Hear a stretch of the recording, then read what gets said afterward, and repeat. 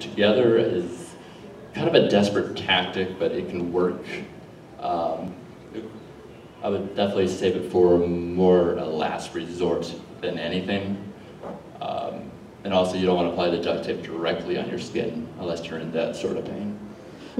And then the purpose-made binder, of course, is probably the most expensive, but again, the most comfortable. I mean, that comes up a lot in this panel. I mean, as you might have noticed.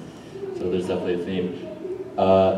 It's typically made for trans men, and it looks the smoothest, and it's, again, the most important, the most comfortable, but it might not be always easy to find a source, or it probably is pretty expensive. I don't know anything about that. I really don't know anything about that one. All right, facial hair and stubble, the ultimate symbol of madness. If you're doing something as simple as like 5 o'clock shadow, the perma stubble, you can use just painter's tape and a stipple sponge, and just kind of just quick dabs, apply it across your face, but don't blend it, because otherwise you'll lose the effect. There's also a way to make stubble with tea leaves, actually. You apply hair wax on different areas of your face where you would want the facial hair to be, and you open up a tea bag. One will do you, and you just like gently just apply it across your face. You can also do this with Vaseline, but Vaseline can become runny if it gets too warm, and facial hair isn't supposed to drip, so I would stick with the hair wax or something like that. Otherwise, crepe wool and spirit gum are going to be your best friends, and you should get to know each other. From what I hear, this stuff is very itchy, no matter what. I mean, even natural facial hair is itchy, so of course fake facial hair is going to be itchy, and that's what I'm with that. So that's typically the tried and true method to achieve that effect. If it's anything with a goatee or a beard, definitely go with the spirit gum and the crepe wool. Now, when it comes to manly body language, it's a lot of the opposites of the feminine body language. The goal is to take up as much space as you possibly can. Think of that classic kind of superhero pose that you see, hands on hips, chest out, feet wide apart. It's kind of like just imagine all those like superhero comic books. It's kind of like that. Kamina does a really good example of that here. Of course, you want to change your walk. I mean, you want to try to use your hips as less as possible if you can. And it's not always necessary unless you feel like it is, but perhaps you would like to pad your crotch or wear a jock strap. I mean, it depends on how far, or want to take it, or how, just like, yeah, really, it's your personal preference. But there are, other ways that kind of achieve that effect. One way that has been described to me to have a more manly walk is to imagine there's a light shining from your crotch, and you want to let it shine. So you're going to kind of lead with that, like it's kind of like you're in a dark room. You don't want to stub your toe. You're leading with the light. That's one way it's been described to me in a theater class, and I've seen it work flawlessly. And if you walk like that, you will definitely, I think, be probably mistaken real easily. And then basically, last thing I have to say is that, just keep on having fun with it. Typically at conventions, it's a very open-minded crowd. I mean, you're going to get a hater, maybe like one or two, but amidst that one hater, you're probably going to get about 1,000 compliments from people who really probably enjoy your costume. So don't let that, just don't let the haters get you down, and just keep on dancing. And now I actually want to kind of, since there's actually a big crowd, this is nice. ask people if from different methods that they personally know, because I like to obviously collect them and like see some people here. So if there's any like questions or any input from you guys, I would definitely like to hear that. What would somebody with, let's say, ample breasts do to hide that?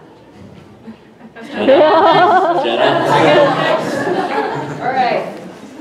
I'm going to be open. Jenna, do you want to come up here? Yeah. I can do that. Do it. No, we only go one microphone.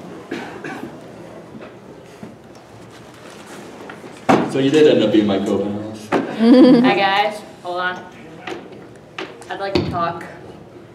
Can you talk with them? No, not really. I can use this one. Go ahead. Yeah, turn that. It's not on. There you go. Now it is. Is it good? Yep. Alright. Hi guys. My name's Jenna. I was gonna help out, but then I was a little bit late. And now I got you back. Yes. To answer that question, I would definitely say wear a binder. I got mine on Underworks. I'm actually a 34 triple D, and this is what it does. Woo. Talking about boobs. So. Sorry if that makes anyone, but I think this works really well just because it doesn't hurt. Like it makes it a little bit sore after a while, but really anything's gonna do that. But it has really good coverage and they're not that expensive. So Does it affect your breathing at all? no, actually I say it's really nice and comfortable. I mean, you've been wearing it all day, have you? Yeah, and yesterday. Okay. Yeah. Not to be overly personal, but which one did you get? Because I have an Underworks one as well, and my boobs aren't even that big, and it hasn't been working very well for me. I don't remember. It Okay. it only goes down to like about here. Oh, did you get like the mid-level one? Yeah. Okay, I went with like the long one. Yes. Yes. Whoever said that was Oh, that's correct. right. Yes. Okay, thank you. Sorry Yes. In terms of time limitations, I've heard that, you know, if you're just starting out wearing binders, like bandaging binders especially, don't expect to wear them for long periods of time or else you'll wind up doing more harm to yourself than good. So start out wearing them a lot shorter before you start trying to wear them for 8 hours at a time. Yes, that is very good advice. Just because I've heard lots of people who have tried to do binding and have actually damaged their rib cage, damaged their lungs, and it's. That's why I definitely said, you know, be sure to take a break if you're feeling like it. I mean, it's not worth it. I mean, Yeah. Just no one ever, don't buy with tape, especially duct tape.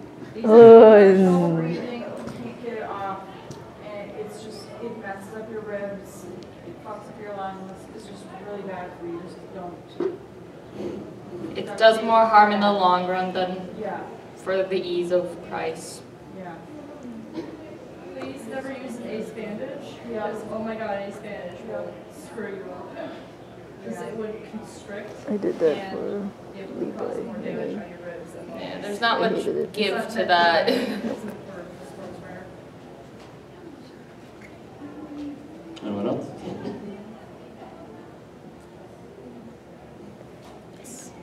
I have a question. If anyone can give me any tips or hints on doing like short hair, full beard. I've never did one and I need to do one, so. short hair. As in wigs? I see Logan. And earlier in my life, I actually did hair for my theater department. And if you can go to find a theater shop, they will sell you liquid latex, and they actually have it's basically like beard hair, but it's in strands. And you take the beard hair and you have to rough it up a little bit, and then it basically becomes like beard hair more or less. And then you paint your face with liquid latex, about 3 coats. And then on the 3rd coat, while it's still wet, you put that roughed up hair on your beard. And we did this for Fiddler on the Roof, so imagine, big Jewish beards, liquid latex. And those beards will last, you can technically take them off and reapply them with spirit gum, and they'll really only last for 2 applications. But those beards will last for a good 5-6 hours before they start to, peel off your skin and place it on the liquid latex. Great, thank you. And is it really itchy to wear that, Logan? Is that really itchy to wear? It takes some getting used to because, once again, you have a full-on beard, spirit gum to your face. But, I mean, once you get used to it, it's not really that bad because liquid latex tends to form to your skin really well. And you're not actually putting the beard hair on your skin, it's on the liquid latex. So, as long as you don't have a problem with liquid latex on your skin, it's really not that bad. That was really informative. That was actually super duper cool. Anything else? Yes. Do you have any tips on how to apply makeup to give the appearance of a stronger, more angular, instead of feminine-based male, masculine face? Well, you definitely want to, I mean, as I said before, the jawline. You want to definitely emphasize that. Overall, men typically have stronger cheekbone lines. Yeah, you would use brow bronzer for lines. that. Like, and you apply bronzer to, just make those stand out more. And definitely on the kind of like side of your nose, it'll make it stand out. And just kind of more kind of prominent. I probably skipped it. I actually probably skipped it, but like when it comes to your eyebrows, you want to make like the opposite of feminine. You want to make those appear closer together. Like you want to eliminate the space and of course make them appear larger, bushier, probably with an eyebrow pencil or something like that. And then of course, just a flesh tone lipstick. We'll just kind of just like dye that out, mute it naturally, and that combination should really work. While we're on the topic of eyebrows, one thing that going for like a more feminine look, if you have really, really, really bushy eyebrows and you want to try and tame them down, you can use like a glue stick. It's actually what I'm currently doing. Like, it makes them, you can cover them up with like really an Elmer's glue stick or anything like that, and then like layer it on, and then you can put concealer over that and really just redo your eyebrows without having to really shave them. Is that how you guys do it? What? Is that how you guys do it? Yeah. Yeah. Yeah. Because I was looking at tutorials for that I know involve using like some type of foundation, but like that sounds like I've also buying heard an you eyebrow can use cover. liquid latex to do that. You just maybe like over the Elmer's glue, just so it doesn't like rip out all the hair, because that would be painful. If you look up tutorials for drag queen eyebrows, they usually have it really well explained. Yes, They're I'm not makeup explaining masters. it. I'm not explaining it very well, but there's definitely tutorials, like she said, really super duper helpful. And it's on every social media site, I'm sure. Yeah.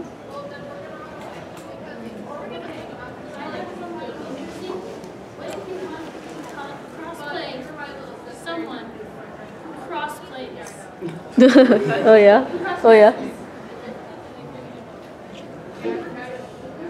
That's very meta. I think there's a word for that too, like a TV trope. Like, I was just thinking, like about because in Shakespeare plays you have men who are disguised like women or vice versa. Like the actor is like a woman. It just gets real confusing. And I think there's something like that. I mean, as you might have noticed, like Clara at the bottom of the screen and the picture from Princess Jellyfish. That's because I cosplayed Crossplay. So it was a cosplay of a cross-dresser. And I guess it really depends on the character in a way too. Like for Crossplay, it was definitely, of course, he's basically dressing as a woman, like to fool all the other characters at the nunnery that he is a woman. So, and I mean, I had a bra with breastforms and everything. So I just went the full mile with that. What character do you have in mind? Okay. I just wanted to ask, but like that's one way I'll go about it. I mean, like, I guess think of the situation that the character's like. I mean, or if it's a woman that's like a cross-dresser, I guess you just like really consider that. But otherwise, yeah, with Crossplay, okay, I just went like the full route with everything. The only thing I think I was missing that was like I didn't have any like anything to widen my hips, but there was just really no time for that.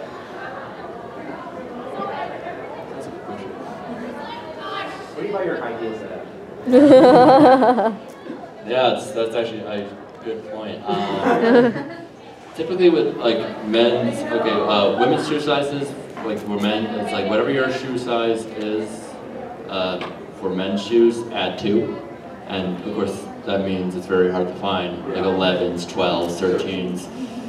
I mean, the internet's going to be your best friend, or if you find some stores that are lucky enough. I mean, I've actually found quite a few at thrift stores where they have sizes that go up to like 12 or like 11.